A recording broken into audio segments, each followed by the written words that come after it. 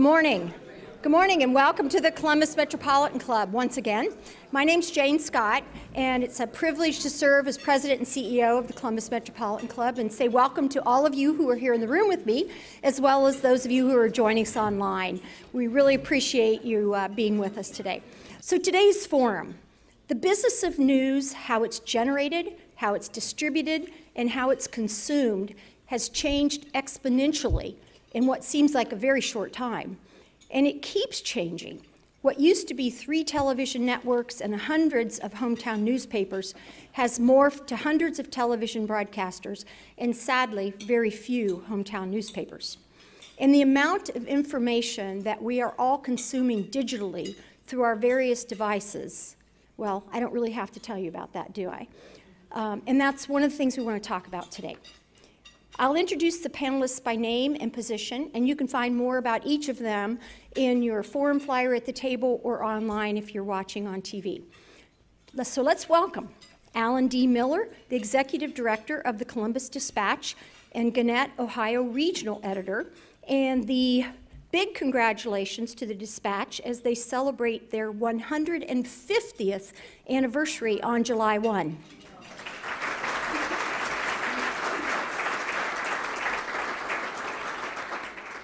Walker Evans, CEO and co-founder of Columbus Underground. Thank you, Walker.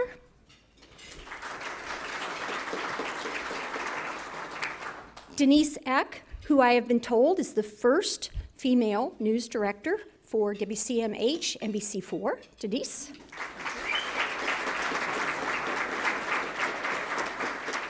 And of course, one of our favorites, Ann Fisher, executive producer of All Sides with Ann Fisher for WOSU. And you're just about ready to move into a new office, aren't you? True. Okay, good. Well, thank you all. And Ann, it's all yours. Thank you, Jane. I have to start this with a story because, of course, I wanted to be a journalist my whole life. And my dad, in one of his frequent campaigns to dissuade me from going into journalism, well, he was a pulp and paper man. He was in the paper making industry, and he would make this argument, I can remember it as clear as day, how eventually the cost of paper is going to become too expensive, and they won't be able to afford to print the paper anymore. So why are you going into this business? There won't be any newspapers. They didn't see the internet coming, that's for sure. I, of course, ignored him, as I did on so many other levels, and went on anyways and spent, most of my career in print journalism. But now, and while I was there, we were starting to make these transitions at the Dispatch for the whole multi-platform scenario and that kind of a thing. And then, of course, I moved to another place, to broadcasting, which were also in the multi-platform scenario. So there's a lot to talk about because it's not just changing one direction, it's creating all these new directions and then changing those. And if anyone's ever talked to me about the future of journalism, I've often referred to it as sort of a rope bridge across a chasm. Because of the internet, because of the changing scenario, the question is, will the business models that we erect to support good journalism survive as we, cross that bridge, or will it start to unravel? It's certainly frayed at the edges, right, Alan Miller? That's all he's saying. The Reuters Institute for the Study of Journalism produced a report in January on the future of journalism. Obviously, the pandemic played a huge role in responses, and probably so did the politics of the day, right? It was a busy year last year. It was crazy. The report said that one unexpected byproduct of the pandemic seems to be a renewed confidence among journalists about the value of their product. I wanted to start off on a high note because a lot of times people say to me, it must be really hard to find people who want to be journalists anymore. And that is simply not the case. Alan Miller, what's your experience been? You're absolutely right. First, I want to say thank you all for being here today. It's great to see so many people in person and not on a Zoom meeting.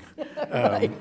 But yeah, we have an intern program we have for years, and the interns, the applications are as strong as ever. The interns we hire are high on the future and eager to work in this field. And like many of us in this business, they feel that it's a calling. I mean, what we do is a community service. We who are journalists know that there's a business side attached to this more now than ever, but we feel called to do this because we do a community service, providing information that you need to navigate your daily lives and make important decisions. And I thought a lot about this this morning. In fact, as I, not just preparing for this, but I looked out the window of our current office at our former office where the big neon sign still glows bright. And they were changing it from 149 to 150 today. Oh, wow. Yes. Yeah, that's so it's, and right below it, or next to that number, 150, is years of service. And we take that very seriously. And so do the members of the next generation of journalists that we're out there reporting facts and truth that people desperately need, more now perhaps than ever. You know, I wanted to talk to all of you about, just on that note though, this past year we saw our listenership go way up. I mean, people were glued to the TV, they were glued to the internet, they were glued, you know, waiting for their paper to arrive in the morning, if that's what they do. They were on the radio, they were listening, they were checking in to find out what's going on locally. They were more plugged in, Denise. How did that affect your operation? Well, it came at us like an avalanche, for sure. And there was more news coming each day than we had newscasts. And so we added a newscast, and you know, March, when the governor was starting to do those daily 2 o'clock ones, and it was April, May, June, should we keep going? Should we keep going? Mm-hmm. That newscast never went away. And so it was sort of hopeful for me to see, you know, pre-pandemic, you hear all of that, you know, fake news, let's get it on our phone, let's go for, you know, stuff that realigns with our political views versus news of the day. And you see when the big stuff happens, viewers come back to trusted news sources. But yeah, we continued to hire during that period and, you know, never struggled for story ideas, certainly not. Right, and what about you, Walker? Yeah, well, I want to mention too, real quick. Columbus Underground is celebrating our 20-year anniversary, wow. Which we have. That's nothing compared to 150, but it's still a nice little milestone for our baby publication here at the table. But yeah, I mean, we never had any shortage of things to write about over the past year. We had to pivot pretty quickly to turn, you know, some of our arts and entertainment coverage as events were being shut down as the pandemic, you know, kind of first got underway, to covering, you know, what's, you know, DeWine's announcement this week. How do we distill this information? Putting together new email newsletters to kind of get almost this like PSA type information out to people and help keep them informed. So there were a lot of changes internally to keep up with that, but we're in the process of hiring a new video editor right now, and we're just flooded with applications of people who want to be involved in that sort of thing. Right.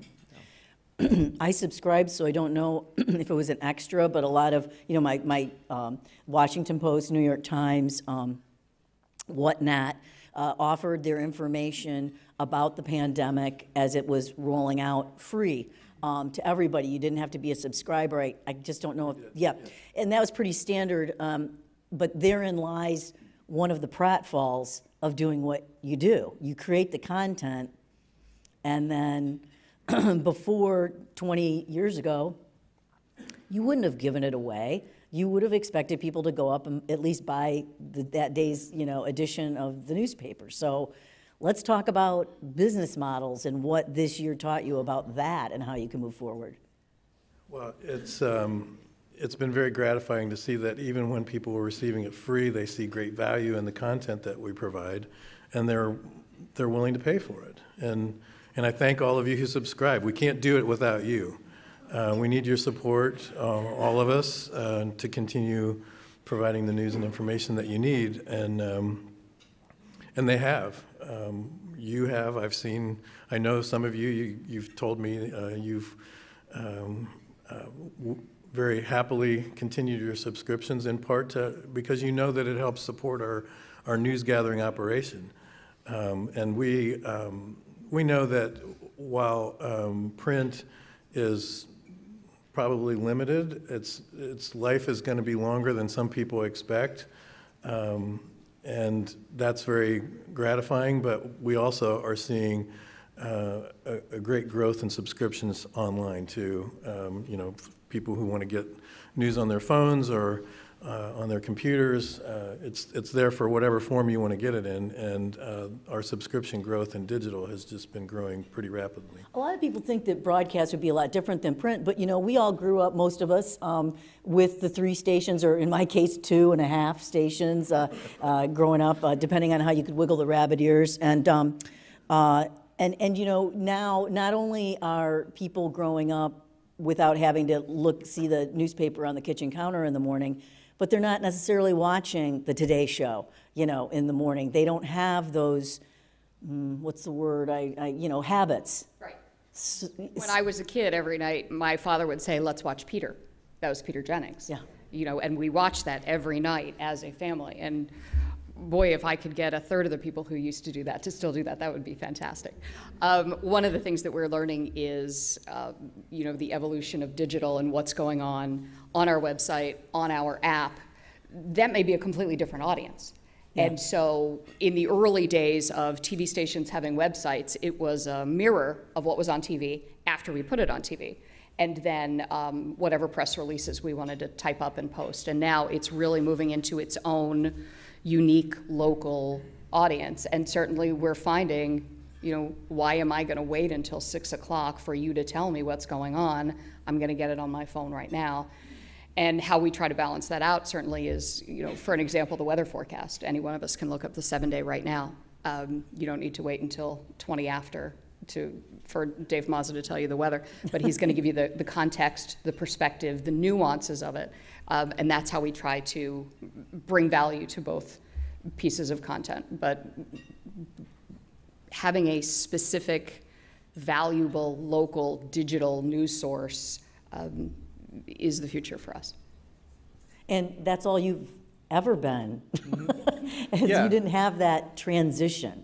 Of course, yeah, but a lot of things have changed. I kind of joke that 20 years ago on the internet it's almost like dog years. You know, it's really more like a century ago. Right. If you think about a time before Facebook, before MySpace, before Yelp, before Google was kind of like the default search engine that everyone kind of went to. So a lot has changed, and back then, you know, the early internet, you know, the 1999 internet or the 2001 internet really opened up a lot of opportunities for alternative voices and different people to be able to share news in communities that maybe wasn't being shared through kind of the traditional media or kind of the gatekeeper institutions that kind of relayed what that news should be and what it should not be. The issue that we face today, and this is a concern for print, for radio, for TV, for digital, is that we've kind of come full circle and we just have new gatekeepers. We have algorithms that kind of determine what reaches people and what doesn't. And so really the biggest threat, and we might get into this a little bit more, so I don't want to jump ahead, but the biggest threat I think to all news organizations is the duopoly of Google and Facebook controlling everything. Right, right. I mean, yeah. With Amazon in a near third place, it'll be more concerning in a couple of years. Right, because I mean, you're still out there producing the content, the valuable content, whether it's, you know, it could be video, it could be audio, it could be print, whatever it is, it's the stuff that makes the world go around, really. And forget about subscribers. If you give it all away on Facebook, you're sunk. Right. So, how's that going? Well, I think that raises a really important point about not only for us to deal with, but for all of society, that there are forces at work here that we don't control, and the big tech and communication companies that do control it have a lot of power in that space. And as you all know, there's a lot of discussion about how that should be regulated and how they should behave when it comes to their relationship with us as news gatherers and providers. So some of this falls to all of us as people who care about facts and truth to make sure that that everybody's playing fair in the marketplace. And that really comes down to your home when we're talking about discerning what is credible information and where it comes from. I mean, I hear people, and I'm sure you do too, I say, why do I need to read the paper? I get it on the internet, or watch TV or whatever. The reality is that a lot of the news that's on the internet is not news. It's garbage, and that which is truthful and fact-based comes from one of us. We're the providers. And there are no Google reporters. There are no Yahoo report. Well, there might be a few, but generally speaking, we are the providers. So without knowing exactly where your news comes from, being a discerning reader, you may be getting it from one of our sources, which would be credible, or you may be getting it from someone who's trying to trick you. And so we all have to be good news discerners of what's true and trusted news sources. And it's not binary or a tripod of choices anymore. It's multitudes. And to that point, I mean, the world is shrunken when it comes to our media, Denise. I mean, it has, and there's lots of good media organizations out there, and there's really some great nonprofits popping up across the country that are doing a great job too. But how do you make it when you're still the primary content producers, and you're not getting the credit sometimes at all? There are some things that you can do strategically with, embedding things in sites and trying to drive the traffic back to your sites and things like that.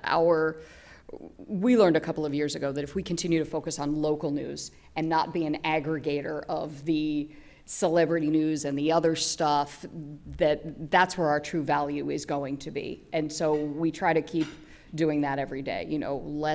Let's talk about local news every day. Let's cover Columbus and Central Ohio better than anybody else. But as recently as last week, we saw on YouTube someone had taken an interview that we had done, chopped it up, put it on a channel, and made someone who was the loved one of a crime victim look like the suspect.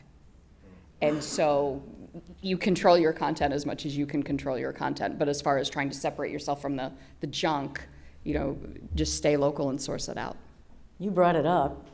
Well, I mean, it's this catch-22 because, writing, what's important isn't always what's popular, and what's popular isn't always important. And so at the same time, you still need to kind of feed that beast and reach people and grow engagement and grow your audience and drive people to be subscribers. I was looking around at Facebook pages, and by no means am I trying to, throw you under the bus, because I think every publication does this. Just looking at Facebook pages of NBC4 and the Dispatch over the past couple of days, you guys have over 1 million followers on Facebook. I think the Dispatch maybe has like 150,000, maybe 200,000, something in that range. We have like 80,000. So you guys are the big dogs on Facebook. A lot of what gets shared and gets the most engagement is what used to be sort of like the news of the weird, like the weird news of the day, like in the other paper. Yeah. And it's Florida man stories. Florida man punches an alligator in the face. And that gets shared millions of times and hundreds of thousands of comments. But is that really what should be out there front and center? But at the same time, that's what the audience wants, So do you give them what they want, or do you try and move them in a different direction? Have you noticed, any of you, a change over the past year, though? Because just because of it's not just been a year of pandemic, it's been a year of politics too. And that's kind of like we're in a constant, never-ending cycle of elections and so on. I don't see an end to that anymore. So do you see a difference, Denise? I mean, are people more interested in kind of the vegetables on the plate? If I could address, Sure. I would love to do that first, And if I might. it's everyone doing this, Sure. all over the place. We do have more than 1 million friends and likes combined, and a couple of years ago, that would be something that we would brag about. You would see promos on that on television. Everybody did. Oh, who has the most in the market? We don't track that anymore. We don't care. My Facebook page is not my product. My on-air product, my website, my app, that is NBC4. And so Facebook is where the people are.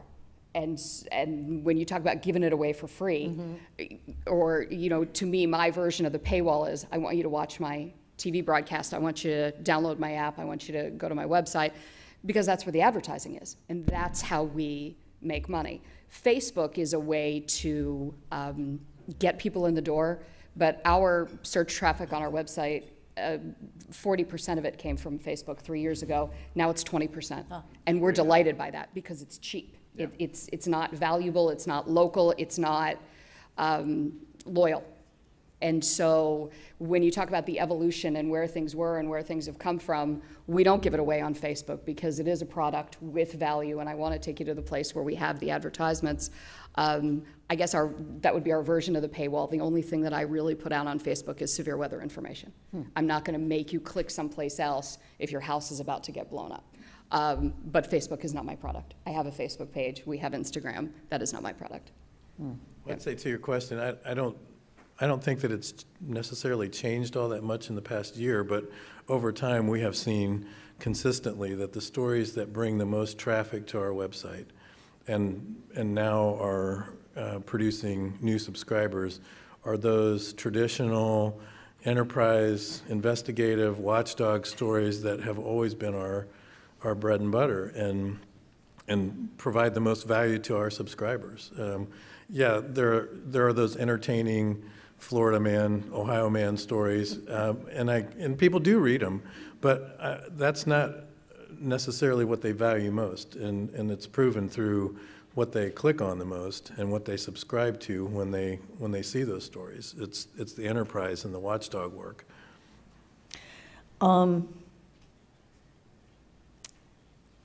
To the consumers and how they consume, Denise, you brought that up. Many argue that sustainable, independent media require a different approach supported by multiple revenue streams. So you're still going back to the idea that you want to get people on your website, Yes. and watching That's the where, BOOTU. Yeah. that's where the advertising is. So Yeah. yes, so that's my goal. In preparing for this, when we talk about the future of media, my brain immediately goes to technology. And so for anybody who's heard of next gen TV, that's a situation where you and I could both be watching America's Got Talent. And then when it's time for the commercial break, I see a commercial for Subaru and you see a commercial for Ford. And so things are getting much more nuanced, just as if you were shopping for shoes on your phone and the algorithms and that kind of thing. And so things are getting smarter, they're getting more targeted. But yeah, we have to get more creative if you do the same thing the same old way. I mean, nobody's going to wait for news until 6 o'clock. So how has it changed you and how you do it over the vast 20 years? I mean, because you're right, it is in dog years, it's like, it's like 100 years. In terms of like our business model and stuff? Yeah. I mean, we've always been a free, we don't have a paywall or subscription. We've never wanted to do that. So we've primarily been advertising based, which is hard, and definitely, when the pandemic hit, a lot, 80% of advertising just kind of shut off immediately, because businesses were closed, events were canceled, and we had to kind of pivot pretty hard.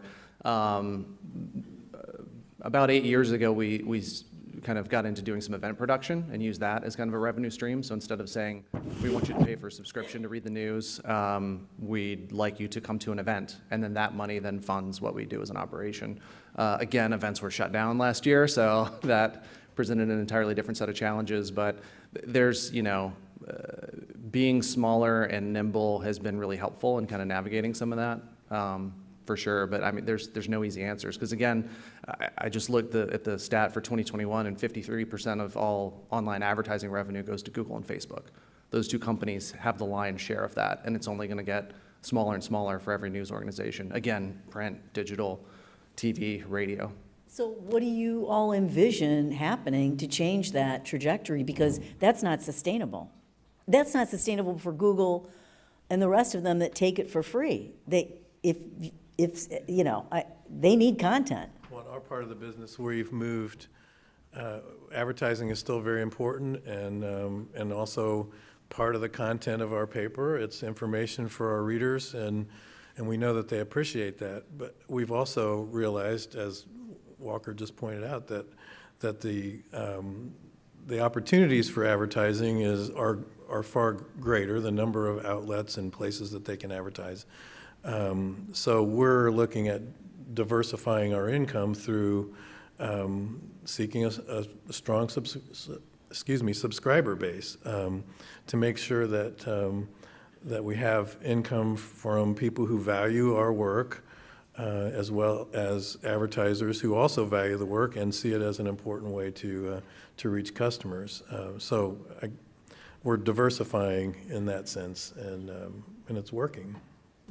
Denise? For television, advertising isn't the #1 way that we raise revenue anymore. Now it's retransmission fees, the fees that the cable company pays to my parent company to carry our signal, the fees that are paid back and forth between NBC. They're like right here with advertising revenue, and so that's been a big change over the last 15 or 20 years. Does it matter that so many of us have gone online for our, okay. Yeah.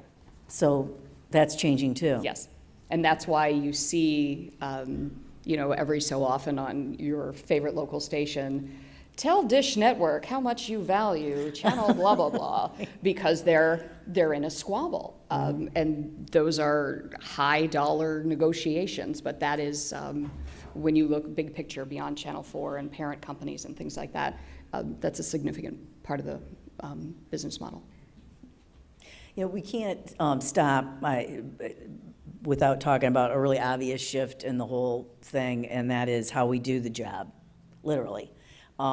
Many have been forced into remote working situations. A lot of perhaps previously skeptical journalists, because they can be that way, found that they like working from home or on the road. They don't want to come back to the newsroom. We used to think, you had to be in a newsroom.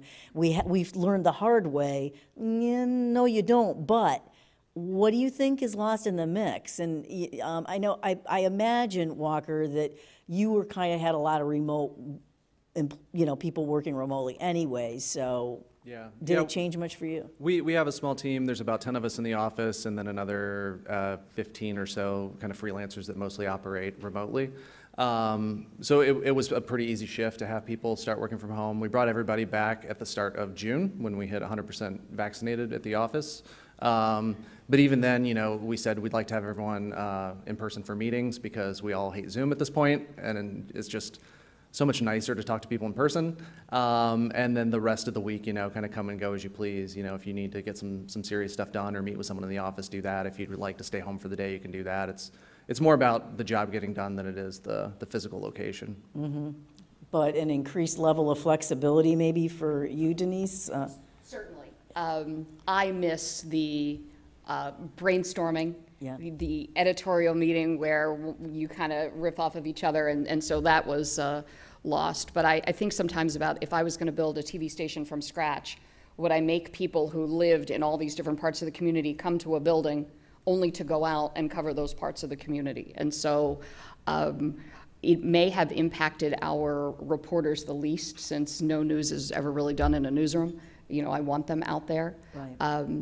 But the camaraderie, the team building, the brainstorming, it's nice to have that back. I was just thinking of budget meetings we would have at the dispatch, and we would sit down and someone would say, oh, I've got this great idea, and half the room would say, who cares? And then 15 minutes later, you're still talking about it, and finally someone says, okay, we got a story. Because if you talk about something for 10 or 15 minutes, that means there must be something to write about too, right? Yes.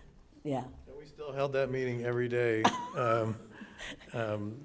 Via Zoom. Via Zoom. And reporters and photographers in particular never stopped doing what they always do. They were out and about covering the community and talking to people through masks, but they were out doing what they always do. And so that really didn't change. But if I could, I think you've hit on an important point for the future of news, and that is, we've talked a lot about business, but the business is built on what we provide, and that is the news and information and storytelling. And for me personally, I think an important, perhaps the most important ingredient for the future of news is the fundamental, are the fundamentals of what we've always done: accurate and fair reporting, gumshoe, enterprising journalism, the news and information that you rely on. So we're gonna continue with the fundamentals, and the delivery systems and the business models may change, but that is at the core of what we do. You know, a big change, and this has to do more with mergers and acquisitions than anything, is the merger of so many of the State House reporters under the Gannet flag. And, you know, all these people I highly respect, and this has nothing to do with them individually, but there is an element of competition that is going away by all of that. And that's an important factor in it. So I'm wondering how you respond to that, and how you achieve that. Those reporters will tell you it's still there. Okay. Okay. There may be fewer of them, but they don't feel the competition any less. And that is good for the business. We challenge ourselves when, you know, there isn't a competitor present to be accurate and first. And we talk about this a lot in the digital age to make sure. I feel like a NASCAR driver some days telling people, you know, we want to be first, but we need to get it right. And I'd rather be second and right than first and wrong. So this is, whether it's competition that we feel from true competitors or from ourselves to get something posted as quickly as possible, we have to keep that in mind. Yeah, and Denise, you have the same thing, and you didn't start out with video, Walker. I mean, you've changed and transitioned to other modes to broaden your platforms. For sure, yeah. I mean, you want to present information to people in the way that they want to receive it, and so whether that's through an Instagram story or a YouTube video, you know, you need to kind of do it on their terms to some degree. And we like, you know, having a variety of things that we can share, and podcasts and all kinds of different, you know, long form, short form, photojournalism, different things like that.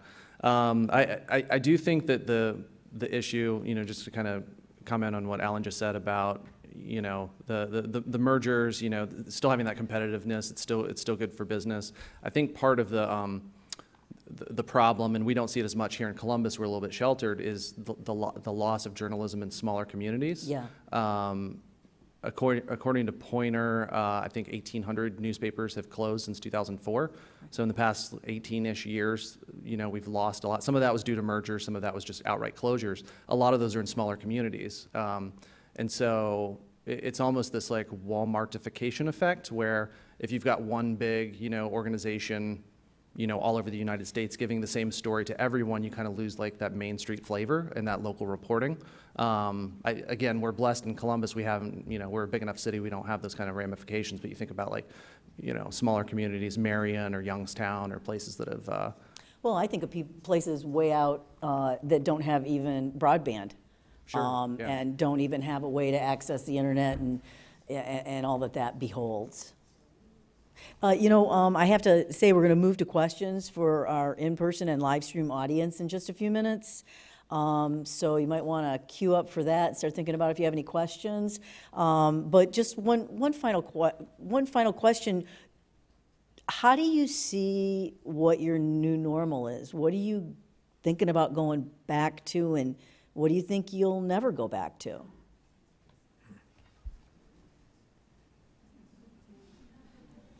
Well, Stumped the editor. If you're talking about back in the office, we're back. Everybody's not back? entirely. Okay.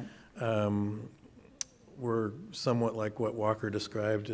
We reopened the office. Well, we've had a few people in the building this whole time, but we reopened it to everybody last Monday, and it's been, you know, not everybody in the office all day, every day.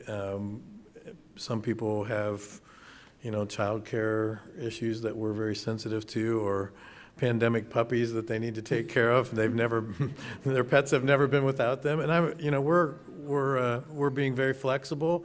And you know, the reality is, we pivoted on a dime March a year ago, and we worked very well from home.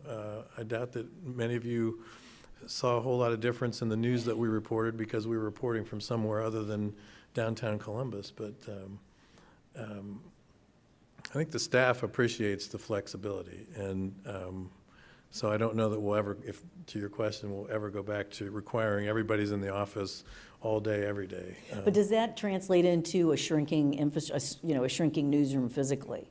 necessarily down the road. Perhaps. I mean, it's possible, but not at this point. Denise?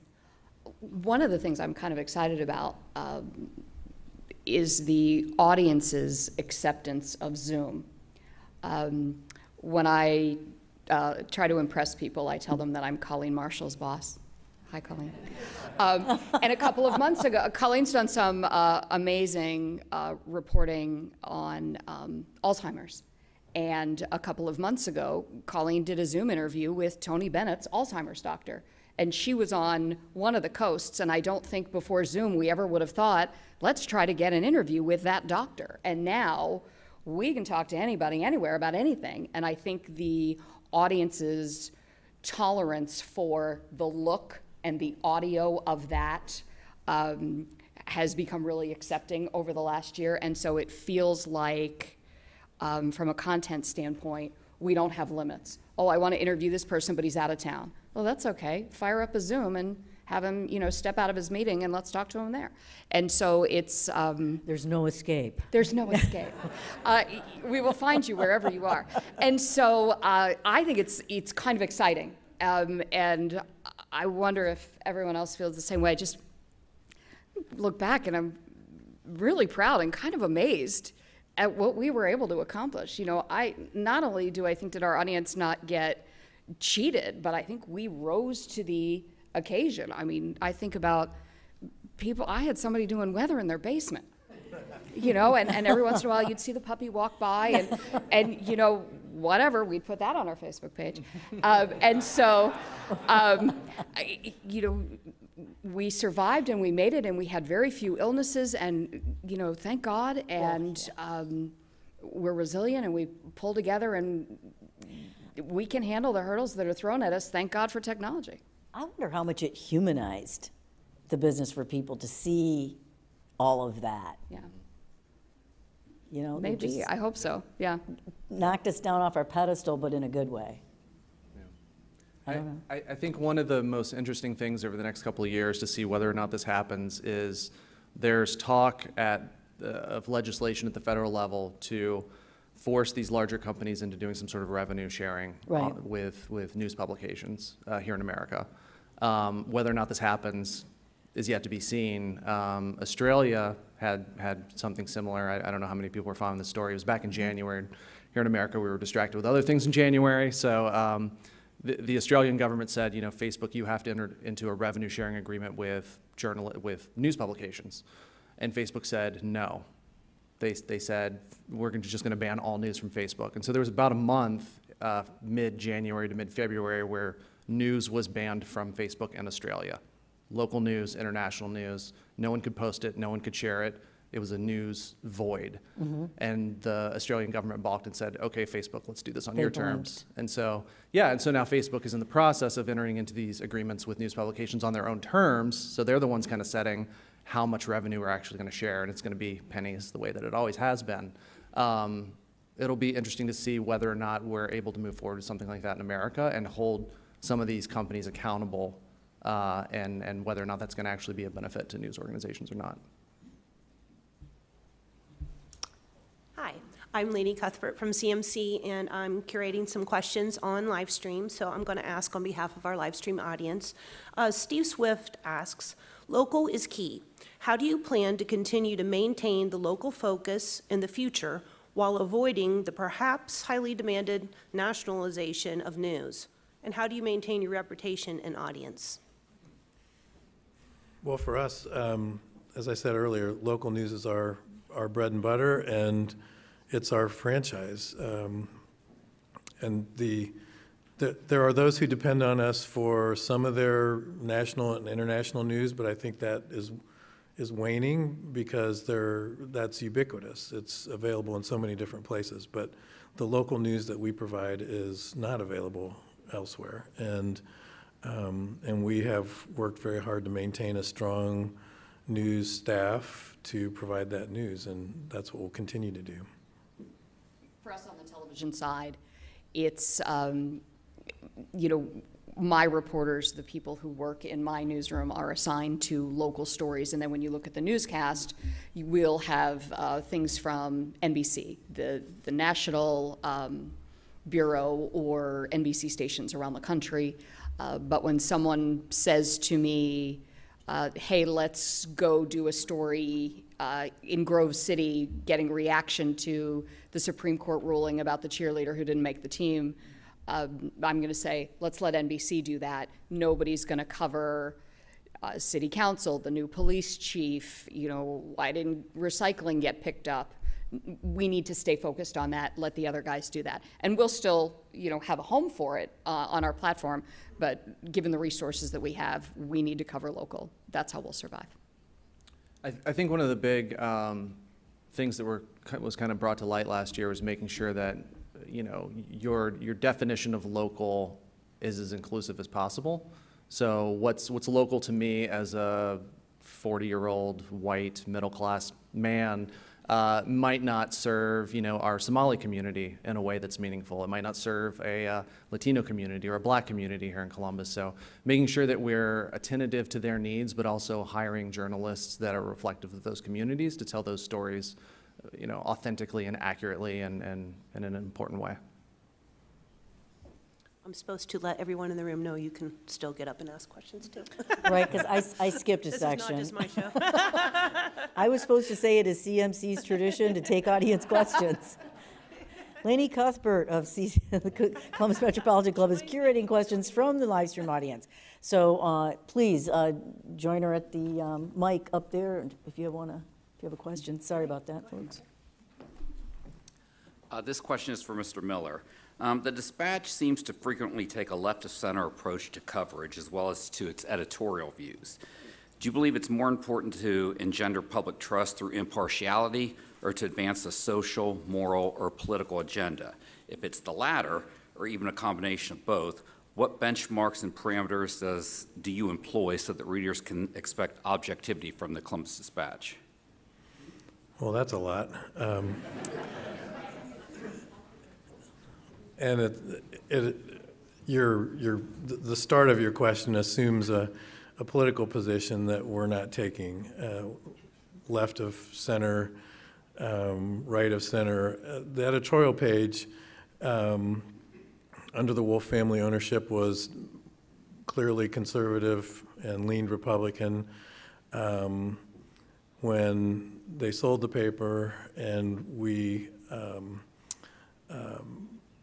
looked at the editorial page, our thought was we should walk the line and seek diverse voices and represent the entire community. So while you may have seen something move to the left, I would say it moved from the right to the middle. And in our news coverage, we have worked very hard. What you may be seeing or referring to, we've worked very hard to diversify our coverage. We have in the past done okay at that, but I think we're doing a lot better at representing the broad diversity of this community. And some people see that as socially liberal or left of center, or however you might describe that. I would say we're holding a mirror up to the community and reflecting it back to the community. And you may be seeing parts of the community, stories about parts of the community that you didn't see in the past. And if that changed your view of the newspaper, the message we're trying to send is there is a very diverse community here, and we're going to reflect it.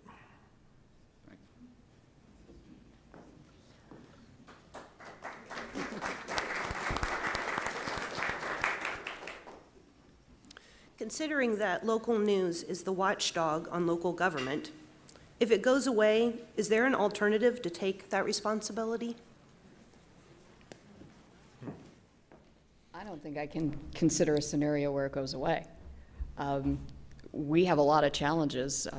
I hear a lot from people about pay and burnout and that 24/7 cycle. But I think we see in times like the pandemic, like severe weather, like 9/11, people move back to us that they need the information and the coverage. And so I don't think I can process a scenario where it goes away. It'll evolve. It'll change. We cannot let that happen. Can't go away. None of us can let that happen.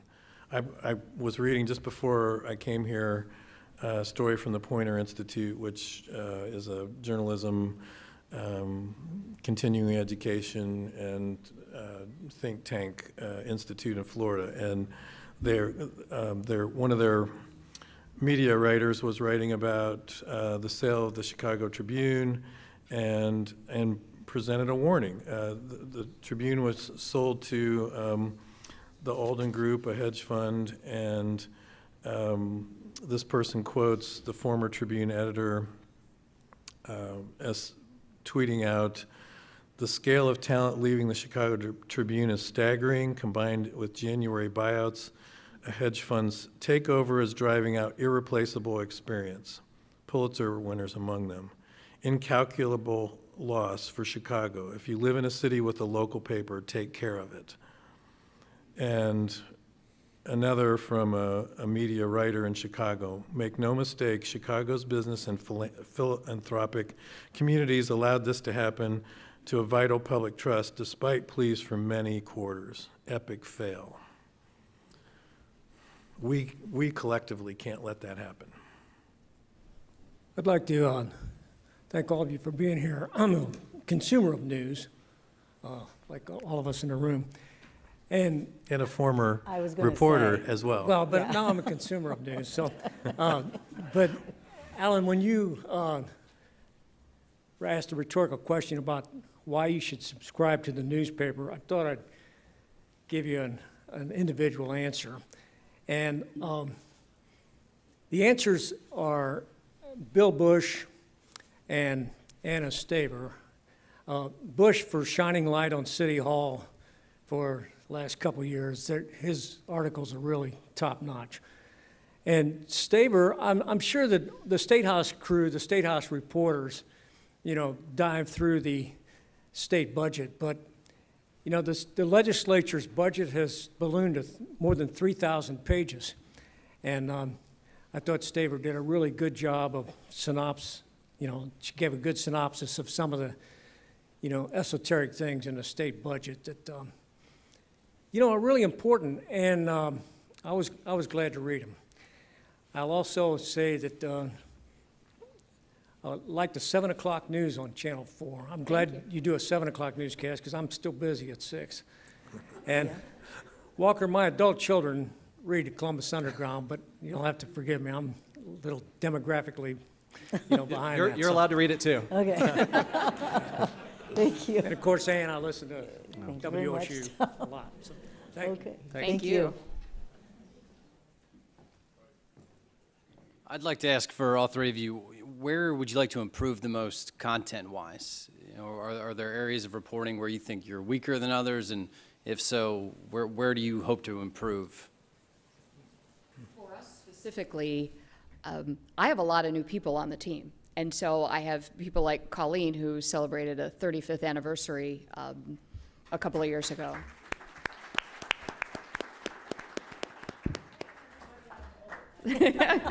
She started when she was a toddler. And I have people who are really new to the community. And so it takes time to develop sources and find story ideas and understand what's important to the community. And so what we're trying to do internally is cultivate a culture where more people will want to stick around long term, which allows us the time to meet people and hear concerns and do things like that. So to me, that's the biggie, is getting people to get their roots into the community. Great journalists, outstanding talent, a lot of them new to the team. Similar, we have been working over the past year to, as I mentioned earlier, better represent the entire community. One of the ways we're doing that is being very strategic in who we hire and where we place them in terms of their beats. To a point Walker made earlier, we hired through the Report for America program. I'm not sure if all of you are familiar with that. It's sort of like Teach for America, but helps place reporters in newsrooms across the country. And we now have 2 Report for America reporters in our newsroom. That program pays for part of their salary. We pay for part, and we ask the community, that program requires this. We ask the community to also help support their reporting to, again, help instill in readers the value of the work that reporters are doing every day. So one of those Report for America reporters is now covering rural Ohio, which we recognized is an underserved part of our state. And so Kaylee Doyle is writing about issues and trends and hardships and all sorts of aspects of life in rural Ohio. And we just hired another reporter, Yulin Chang, who is focused on reporting on new Americans, refugees, and immigrants in our community. And those are very large populations, and we've written, Danae King has written a lot about them, and now we want to move from writing about them to writing for them. We want them to read, we want them to feel that the Dispatch and Dispatch.com are their news sources, and to do that, we have to make sure that they see themselves in our publications. So those are areas that we're going to work on. Yeah, I think the thing we'd love to do more of is just longer form reporting. We're a small team, and so our resources are pretty limited, and we always find ourselves in these situations where there's a really great, kind of long piece that takes time and research and interviews and then re-interviews, and meanwhile you're combating the day-to-day. Oh, this press release just came in about a new name for Crew Stadium, so now we got to drop what we're doing and write about that, and those kind of just daily task type of things that kind of get in the way. So really it's just, kind of like these guys are saying, hiring more young people, having more people on the team to be able to kind of do the stuff that's quick and easy, but also devote the time to the long format. We wish we had more time. I knew we wouldn't cover everything in 50 minutes, but I'm going to turn it back over to Jane. Wow, what a great forum. Heard a lot of important comments, accurate, fair reporting, the fundamentals.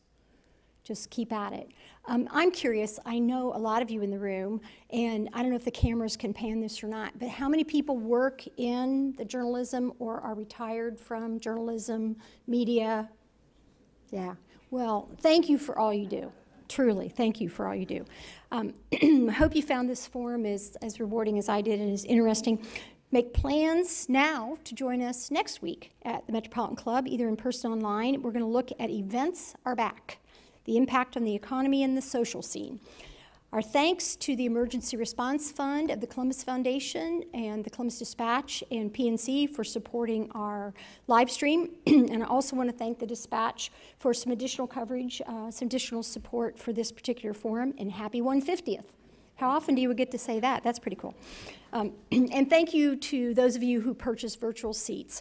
Our special appreciation to our speakers, once again, Alan Miller, Walker Evans, and congratulations on your 20th, Walker, Denise Eck, and our host, Ann Fisher. And thank you all for joining us. It means a great deal to have you here in the room with us, and those of you who are watching on camera. We absolutely could not have a program like this without you, so we hope you'll join us next week to continue the community conversation.